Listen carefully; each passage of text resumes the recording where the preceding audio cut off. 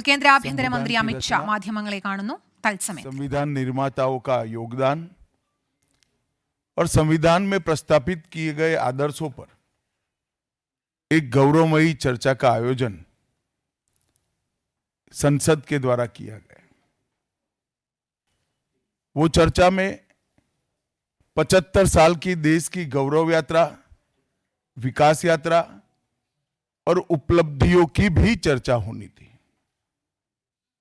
ये तो स्वाभाविक है कि जब लोकसभा में, राज्यसभा में पक्ष और विपक्ष होते हैं तो हर मुद्दे पर लोगों का नजरिया अलग अलग होता है, दलों का नजरिया अलग अलग होता है, वक्ताओं का नजरिया अलग अलग होता है।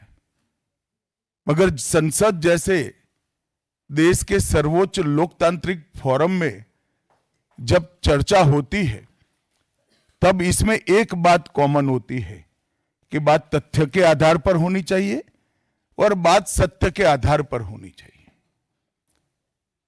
कल से कांग्रेस पार्टी ने जिस तरह से तथ्यों को तोड़ मरोड़ कर रखने का प्रयास किया है, ये अत्यंत निंदनीय है और मैं इसकी निंदा करना चाहता हूं। ये क्यों हुआ?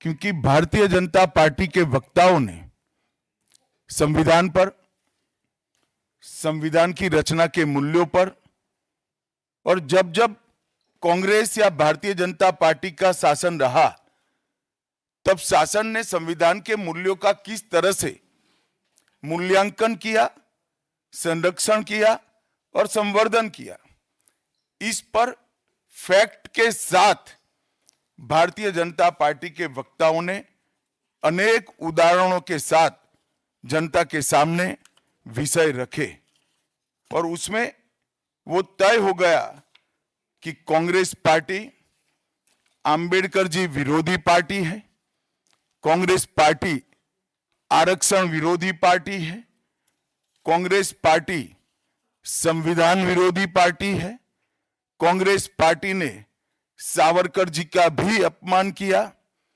कांग्रेस पार्टी ने आपातकाल डालकर संविधान के सारे मूल्यों की धज्जियां उड़ा दी, नारी सम्मान को भी सालों तक दरकिनार किया, न्यायपालिका का हमेशा अपमान किया, सेना के शहीदों का अपमान किया और भारत की भूमि तक को संविधान तोड़कर विदेशी देशों को देने की हिमाकत कांग्रेस पार्टी के शासन में हुई।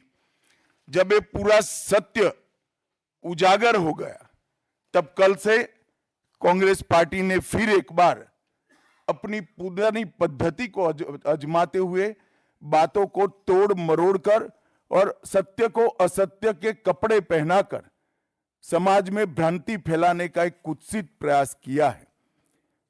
संसद में जब चर्चा हो रही थी, ये सिद्ध हो गया कि बाबा साहेब आंबेडकर का कांग्रेस ने किस तरह से पुरजोश विरोध किया था। बाबा साहब के न रहने के बाद भी किस प्रकार से कांग्रेस ने बाबा साहब को हाशिए पर ढकेलने का प्रयास किया।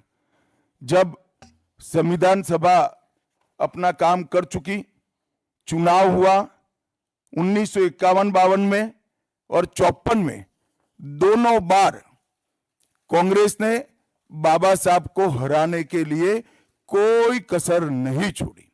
यहां तक कि फ्रेंडली चुनाव होता है, स्पिरिट वाला चुनाव होता है, ऐसा चुनाव भी नहीं था।